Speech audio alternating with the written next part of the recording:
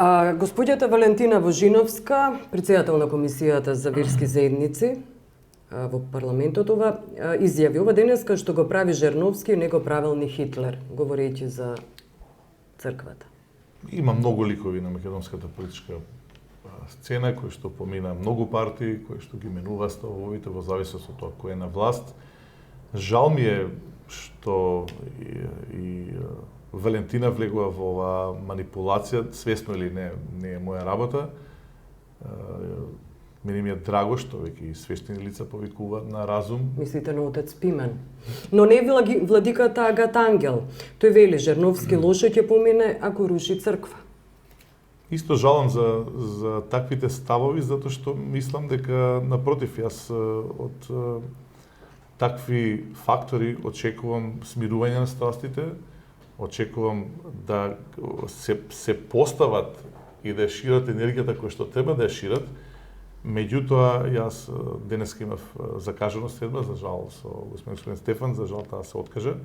Да, почина владиката Кирил. Што сакавте да му кажете на господин Стефан? Ние таа следба ја договараме недела дена, се случи потоа ова манипулација со црквата, меѓутоа се разбира, јас ќе отворам темата за црквата, затоа што ќе ги однесам и двата детални урбанистички плана, за да ја уверам црквата дека немам никаква намера да стопирам никаква градба, уште помалку слушам за некакви рушења.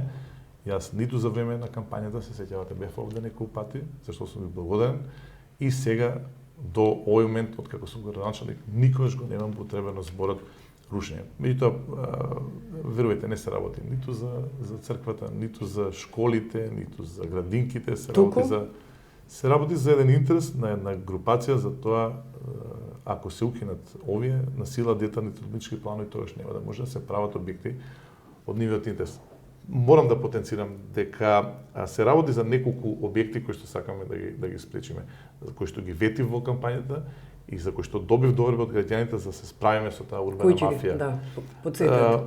Значи, катната гаража тамо нема зашто да се гради. Кај Бристол. Кај Бристол. Потоа овој објект, висококатницата, повторно нема зашто да се гради. Околу Бристол, момент, ги исекоа дрвијата.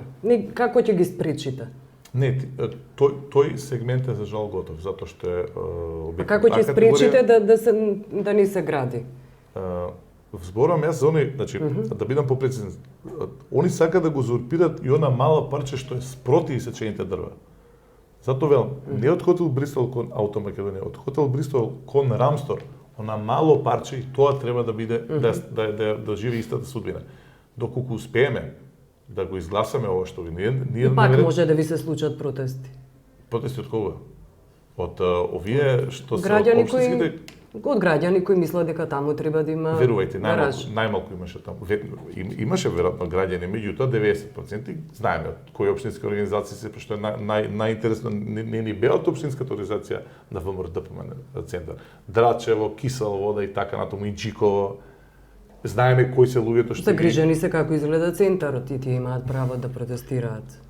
Нема да дозволам самоволија на централната власт. Централната власт мора да ја почитува локалната власт, а централната и локалната власт мора да ги почитуваат граѓаните.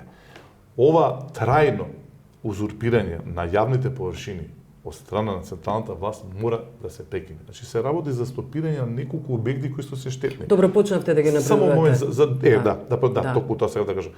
Што се однесе до зелениот појас во парк. Добро.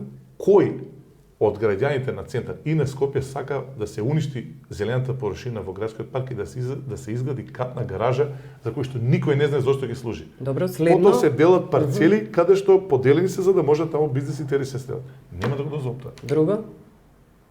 Тоа е малиот ринг за не, значи ништо друго нема да се спречи. И пазете, значи шпанските скали. Значи тоа е апсолутно спротивно на закон. Тоа е јавна површина каде што сега се обележува со парцела и сака се направат. Не може такви хирови. Барокот на ГТЦ ги поддржавте архитектите. Како тоа ќе го спречите? Пазите, ги поддржувам затоа што кога ќе погледнете сликата со тоа како треба да изгледа фасадата на ГТЦ во барокен стил, тоа е напад на сите сетила. Како ќе ги спречите? Доколку успееме, пак ќе кажам, малиот ринг да го вратиме во предходниот дуб, тогаш ќе може и тоа да нема да има таа дозвола. Околу поглаварот на МПЦ само кратко, Добро. да, дали ќе побарате да ги осуди насилствата на верниците? Немам право се да навлезам толку длабоко да сугерирам, ке се обидам со кажување на вистината, да објаснам на МПЦ дека Но не тој треба да ги смири.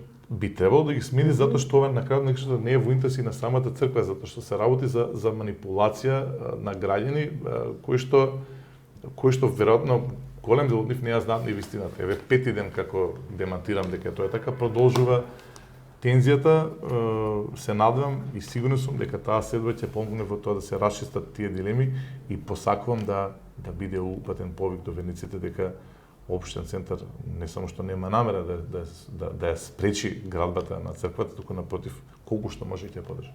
Добро. Примерот Груевски на прославата на Унијата на млади сили кажа за вас единствено нешто што сторил е замена за една бандера која долго размислувал како да ја отстрани во присуство на медиумите. Тоа е стратегијата сега на ВМРО ДПМН. Значи, за 4 недели се барат каде е школото, меѓутоа ние во момент, која е стратегијата? Во момент ние работата на функционирањето на општината е блокирана со тоа што е блокирана точката за ребалансот. Поднесени се 200 амандмани, колку што може вчера да видам, некаде околу 9 часот се заврши дискусијата, но се прекина затоа што беше јасно соопштено дека до крај ќе се оди со блокирање на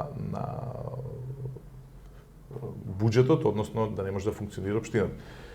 Вчера, додека траја протестите, дојде 14-та инспекција пратена од владата, управната инспекција. Добро, 14-та имаат поред. право.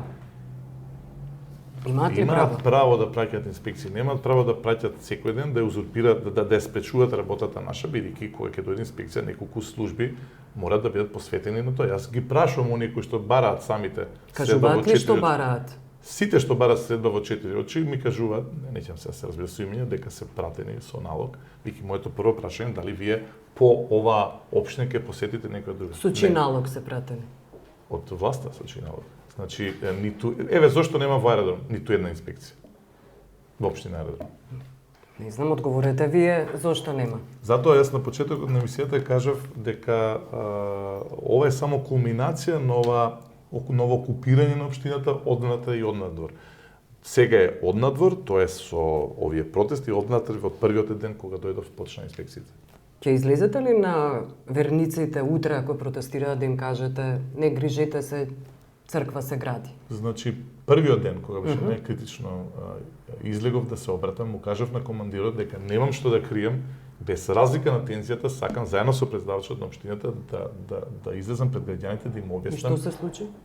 Ми беше укажано дека може состојбата да излезе вон контрола, дека можам да загрозам мојата безбедност и на крај мора да се повлечам, па потоа тоа да го објаснам на советот, на седницата на советот. Добро, ви благодарам што бевте гости. Благодарам за поканата.